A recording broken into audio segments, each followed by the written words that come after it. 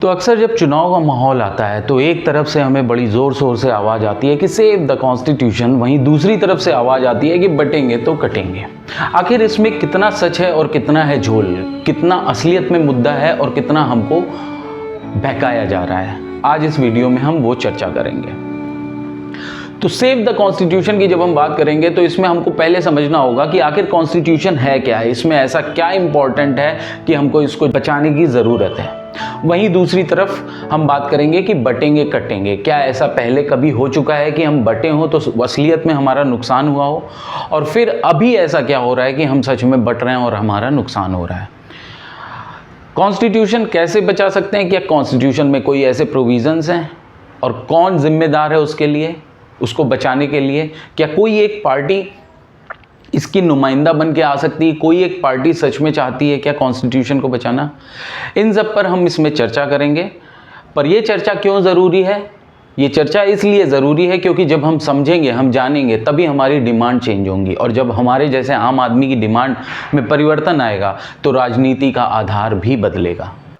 तो save the constitution की शुरुआत करते हैं एक कहानी से। ये कहानी अगर नहीं सुनी तो कॉन्स्टिट्यूशन की इम्पोर्टेंस, उसकी सिग्निफिकेंस, उसकी महिमा नहीं समझ आएगी। कहानी है एक राजा की जो कि सबसे लंबे समय तक शासन करने का रिकॉर्ड बना चुका है यूरोपियन हिस्ट्री में। लुइस 14, ये फ्रांस का रूलर था, फ्रांस का राजा। 1643 में ये राजा बनते हैं और 1715 में अपनी डेथ के साथ ये राजा की गद्दी को छोड़ते हैं। तो टोटल 72 साल तक इन्होंने शासन किया। 1715 में इनकी डेथ होती है और लगभग 300 साल बाद 2022 में एक और सबसे लंबे समय तक शासन करने वाले मोनार्क की डेथ होती है जिनका नाम था एलिजाबेथ II। तो एलिजाबेथ II भी 70 ईयर्स तक रूल किया है उन्होंने ब्रिटेन पे, उससे भी 2 साल ज़्यादा लुइस 14 का रिकॉर्ड है। लुइस 14 जब 76 ईयर्स के थे तो इनकी डेथ हो जाती है। तो 72 साल इन्होंने शासन किया, 76 साल में इनकी डेथ हो जाती है। इससे समझ आता है कि ये जब 4 साल के थे तभी ये राजा बन चुके थे। अब एक 4 साल का बच्चा क्या ही शासन करेगा, इसलिए इनकी मदर एज अ रीजेंट सर्व कर रही थी फ्रांस को, और रियल पावर थी एक चीफ मिनिस्टर के हाथ में जिसका नाम था कार्डिनल मैज़ारिन। कार्डिनल मैज़ारिन की डेथ होती है 1661 में। उसके बाद सबसे पहला काम, ये जो बच्चा था जो कि अब वयस्क हो चुका है, इसने सबसे पहला काम किया, इस ट्रेडिशन को तोड़ा जिस ट्रेडिशन से इसके हाथ में वो पावर नहीं थी, वो रियल पावर नहीं थी। तो इसने इस ट्रेडिशन को तोड़ा क्योंकि अब चीफ मिनिस्टर नहीं होगा, फ्रांस पर जो राजा है वो रूल करेगा विदाउट अ चीफ मिनिस्टर। शायद ये कहानी सुनते हुए आपको जोधा अकबर का ये सीन याद आ रहा होगा, कुछ ऐसा ही। तो ये सिर्फ शुरुआत थी उस बात की, उस दूसरी बात की जिसके लिए ये राजा फेमस होता है यूरोपियन हिस्ट्री में। वो दूसरी बात थी एब्सोल्यूट मोनार्की एस्टेब्लिश करना। एब्सोल्यूट मोनार्की मतलब कि एक राजा जिसके पास सारी पावर है, वो उसके डिसीजन ही लास्ट डिसीजन होंगे, वही साम्राज्य है। इवन इसने ये भी डिक्लेयर किया था कि आई एम द स्टेट। जैसे आपने ये डायलॉग सुना होगा, मेरा वचन ही है मेरा शासन। तो जो राजा कहेगा वही करना होगा, उसके ऊपर क्वेश्चन नहीं किया जा सकता। This is absolute monarchy. तो आखिर एब्सोल्यूट मोनार्की एस्टेब्लिश की कैसे जाए, इसके लिए कई स्ट्रैटेजीज अपनाई, जिसमें से एक बड़ी दिलचस्प है जिस पर हम बात करेंगे। इसके लिए किंग लुइस ने कुछ नए तरीके का सिस्टम इजाद किया।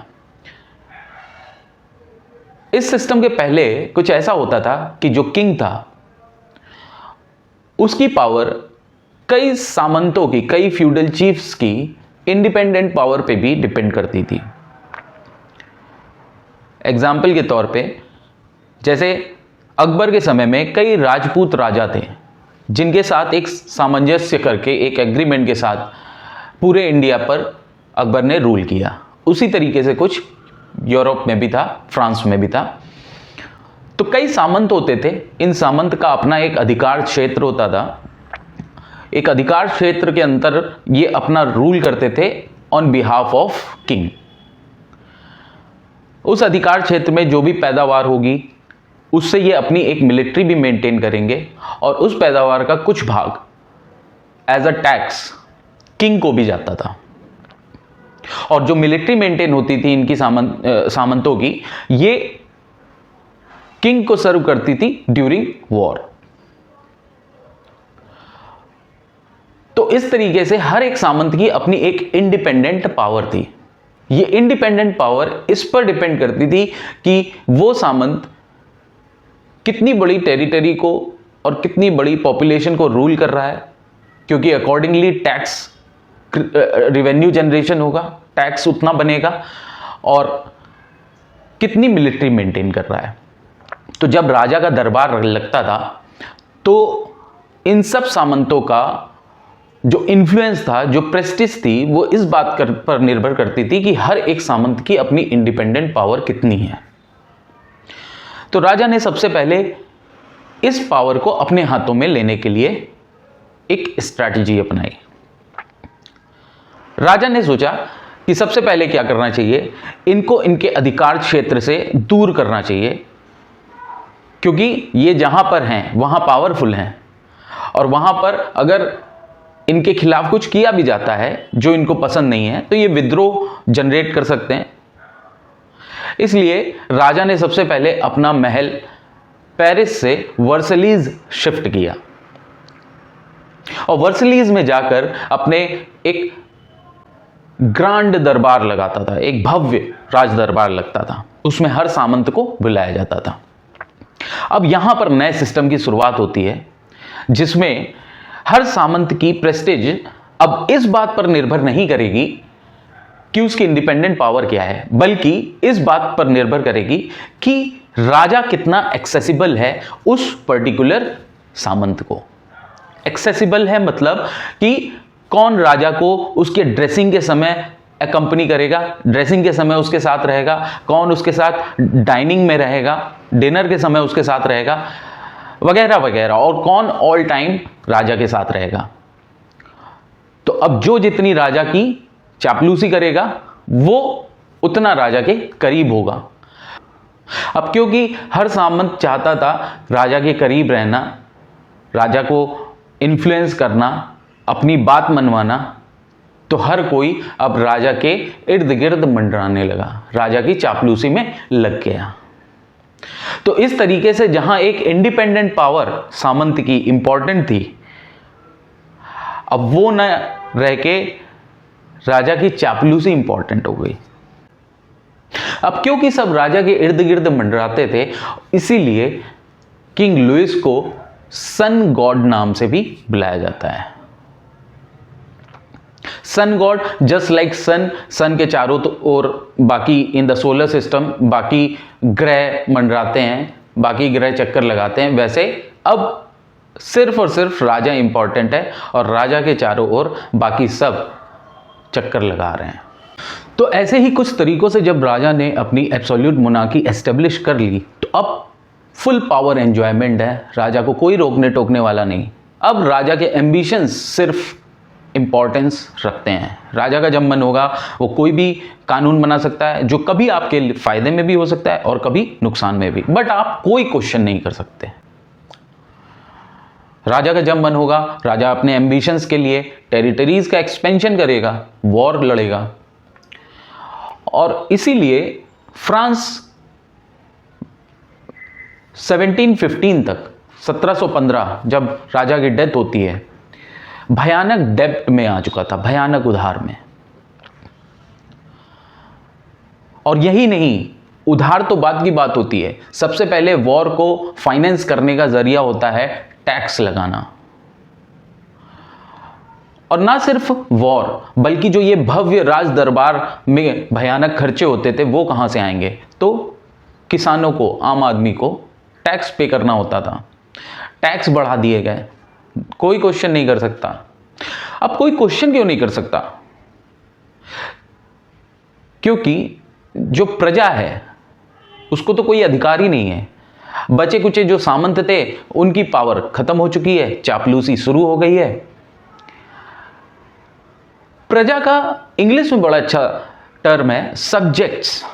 सब्जेक्ट्स होते हैं, ये सब्जेक्ट्स वो होते हैं basically they are subjected to the whims and fancies of the king. Whims and fancies मतलब मूड पे डिपेंड करता है किंग के। मूड अच्छा तो सब्जेक्ट्स खुश भी हो सकते हैं उसकी कुछ पॉलिसीज से,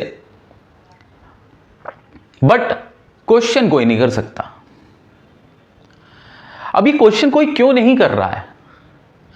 क्योंकि आपके दिमाग से खेल लिया गया है, प्रजा के दिमाग से खेल लिया गया है। कह दिया गया है कि these are the divine rights of the king, ये दैवीय अधिकार दिया गया है। बाई बर्थ वो राजा बनेगा। अब शायद आज आपको बड़ी आसानी से ये बात समझ आ रही होगी कि ये तो डिक्टेटरशिप है। डिक्टेटरशिप है, ये हमको आपको बड़ी आसानी से समझ आ सकता है, क्योंकि जैसे कोई आपसे कह दे आज कि अर्थ गोल है, अर्थ इज सर्कुलर, तो आपको कोई इस पे शंका नहीं होगी, भले ही आपने इसकी सैटेलाइट पिक्चर देखी हो या ना देखी हो अर्थ की, फिर भी आप मान लोगे, क्योंकि वो फीड किया गया है कई बचपन से कि earth is circular, earth is circular, तो आप क्वेश्चन नहीं कर रहे हो। इसी तरीके से वो डिवाइन राइट्स फीड थे उनके। तो खैर बात करते हैं कि कोई ये क्वेश्चन क्यों नहीं कर पाया कि डिक्टेटरशिप है ये तो, क्योंकि ये हमारे आपके लिए आज समझना बहुत आसान है, क्योंकि हम डेमोक्रेसी में जी रहे हैं। तो ये जो डिक्टेटरशिप से डेमोक्रेसी की जर्नी है ना, ये इतनी आसान नहीं रही है। ठीक उसी तरह जैसे कि कभी एक जमाने में माना जाता था कि अर्थ सोलर सिस्टम का सेंटर है, और फिर किसी ने बोला कि अर्थ नहीं सन सोलर सिस्टम का सेंटर है, तो उसकी गर्दन पे बनाई। तो बड़ी लड़ाइयाँ लड़ी गई हैं आज डेमोक्रेसी एस्टेब्लिश करने के लिए, आज आपको कॉन्स्टिट्यूशन के अंदर एक प्रोटेक्शन प्रोवाइड करने के लिए।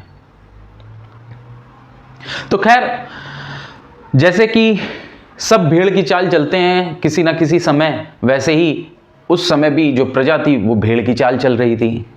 बट कुछ सोचने वाले, कुछ समझने वाले उस समय भी हुए, और उसी में एक था मॉन्टेस्की। मॉन्टेस्की एक फ्रेंच स्कॉलर था, पॉलिटिकल थिंकर था, लॉयर था, जज था। तो उसने बड़ी नज़दीकी से देखा कि फ्रांस इतना उधार में क्यों दब चुका है। तो देखा कि वॉर, भव्य राज दरबार, no one is there to question the king. King अपनी मन मर्जी से जो चाह रहा है वो हो रहा है। तो उसने समझा कि ऐसा क्यों हो रहा है, आखिर ऐसा इसलिए हो रहा है क्योंकि एक ही आदमी या फिर उसके कुछ चापलूस एक बड़े छोटे समूह के पास सारी पावर है। वो सारी पावर क्या है? कानून बनाना, कानून लागू करना और न्याय देना। तो जो कानून बनाने वाला है वही कानून लागू भी करेगा और वही न्याय भी देगा। तो उसको क्वेश्चन कौन करेगा कि कानून असलियत में क्या है, सही है कि गलत है? उससे क्वेश्चन करने वाला कोई है ही नहीं।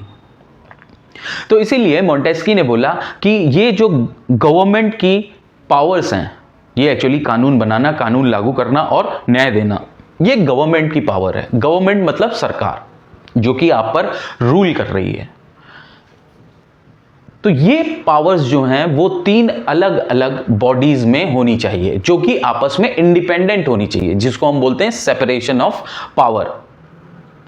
सेपरेशन ऑफ पावर्स में जो कानून बनाना है वो पावर किसी एक बॉडी के पास होनी चाहिए, जो कानून लागू करना है वो पावर किसी दूसरी बॉडी के पास होनी चाहिए, और जो न्याय देने की पावर है वो किसी और बॉडी के पास होनी चाहिए, और ये इंडिपेंडेंट होने चाहिए, ताकि अगर ये कानून गलत बनाते हैं तो ये इस पर क्वेश्चन कर सकते हैं। जो न्याय करने वाले हैं वो इस पर क्वेश्चन कर सकते हैं इनसे। और इसीलिए जो आज आप देखते हैं वो क्या है कि कानून बनाया जाता है पार्लियामेंट द्वारा। पार्लियामेंट में सिर्फ सरकार नहीं होती है, अपोजिशन भी होता है, और कानून लागू करना सरकार की जिम्मेदारी है और न्याय देना जुडिशरी की। इसीलिए जुडिशरी की इंडिपेंडेंस बहुत ज़रूरी है। तो ये तो उन कई वैल्यूज़ में जो कि हमारे कॉन्स्टिट्यूशन में आज हमको प्रोटेक्शन प्रोवाइड करती हैं, उसमें से एक वैल्यू कैसे आई, कितने जद्दोजहद के बाद इसको इनकॉर्पोरेट किया गया हमारे कॉन्स्टिट्यूशन में, तो ये उसकी कहानी थी। अब इस वीडियो में बातें कुछ इतनी गहरी हो चुकी हैं कि सोचा तो था कि असल मुद्दों पर भी इसी वीडियो में बात हो जाएगी, बट वीडियो ज़्यादा लंबा होने से थोड़ा दिक्कत हो जाती है व्यूअर्स को। तो बहरहाल के लिए आप पार्ट 2 का थोड़ा वेट कर लीजिए, और तब तक इस चैनल को सब्सक्राइब कर लीजिए, वीडियो लाइक कर लीजिए और थोड़ा शेयर कर लीजिए, क्योंकि आपके सब्सक्रिप्शन से, आपके लाइक से मेरी भी इंडिपेंडेंट पावर बढ़ती है। नमस्कार। मंथन आप भी करिए, क्योंकि आपके मंथन के बिना साझा मंथन अधूरा है।